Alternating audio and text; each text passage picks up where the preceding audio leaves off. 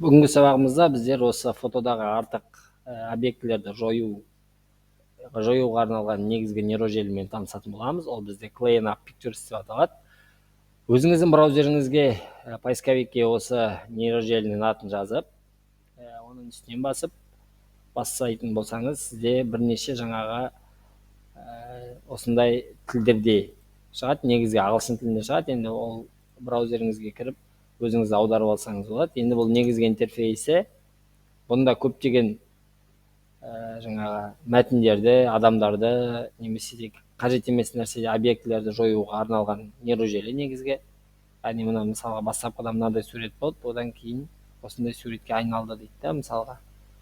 Немесе тағы да басқа мынадай кроссовка болды, мынадай кроссовкаға айналды деген сияқты нұсқаларын ұсынған. Бұл жерде енді ценаларына байланысты, бағаларына байланысты. Яғни бізде тегін версиясында ештеңеге тіркелмей, ешқандай данный жазбай, біздер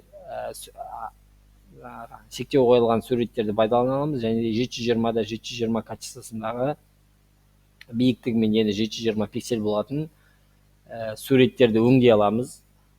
Ал енді Pro версиясында ол айына $3 бізде, ол да қазір 3 күнге тегін жүреді. Бірақ бұл жерде банк картасын жазу міндетті болып табылады. Және банк картасын жазып, сіздер 3 күнге тіркеліп, 2 күн өткеннен кейін жаңағы шығып кетсеңіздер болады. Енді бұл ұмытып кетпесең өте маңызды болып табылады. Бұл айына $3.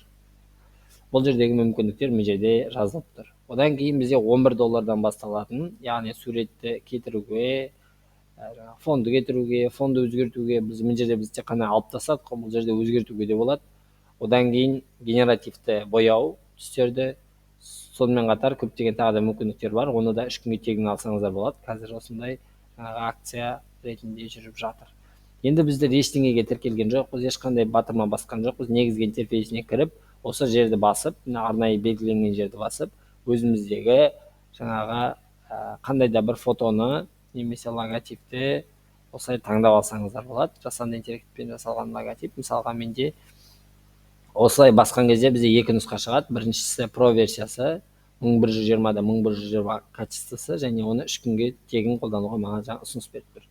Мен енді ешқандай картадағы данныйларын жазғым келмейді. Сол себепті мына SD дейді, яғни базовый суретті, базовый жаңағы версиясын қолдана отырып, осы жасанды интеллекттің жұмыстанатын болам. Қазір мысалға суреттеріңіздегі артық жаңағы объектілерді жойсақ болады. Мысалға мына толқын деген сөздің арасындағы Y-тан кейінгі мысалға объектіні мен жойып жатырмын. Қарайтын болсақ, қазір енді бізде осы объект мүлде жойылып кетті. Одан кейін мысалға үлкен объектілерді де, артық суреттерді, адамның суреттеріне жойып жіберсеңіздер болады. Мысалға мына мен гүлді алып тастап жатырмын. Маған керек емес ол. Мысалға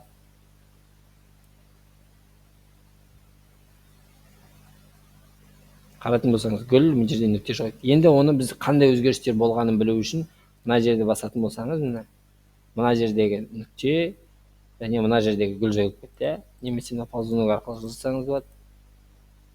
Енді мен мысалға бір әріпті түгел жойып жіберу үшін не істеймін? Мен сол әріпті түгел белгілеймін. Бірақ мен бұл жойғаным қалған әріптерге өзінің зиянын тигізбеу керек. G әріпі жойылып кетті. Мысалы бұл жерде артық деген нелер бар, оларды алып тастайын. Осы жерде ана, толқын деген сияқты сөзден өзі басталып тұрғандай етіп көрсету керек. Мысалға бұл жерде артық детальдар алып, соларды да басып кетіріп жіберсек болады. Сонда жаңағы фонда өзі осындай тұрған сияқты болып қалады. Мысалға қараңыз, қандай өзгеріс болды бізде. Бұдан да басқа суреттерді алып өзіңіз қарасаңыздар болады. Және оны сақтау үшін ешқандай қиындық тудырмайды. Сіздерге скачать дейтін баса салсаңыздар, осының өзгерген түрі сізге компьютеріңізге міне сақталады. G әрпі жоқ, бұл жердегі гүл жоқ, бұл жердегі нүкте жоқ. Бірақ жаңағы суретіңіздің сапасы да, жаңағы басқа детальдары да ешқандай өзгеріссіз қалып отыр.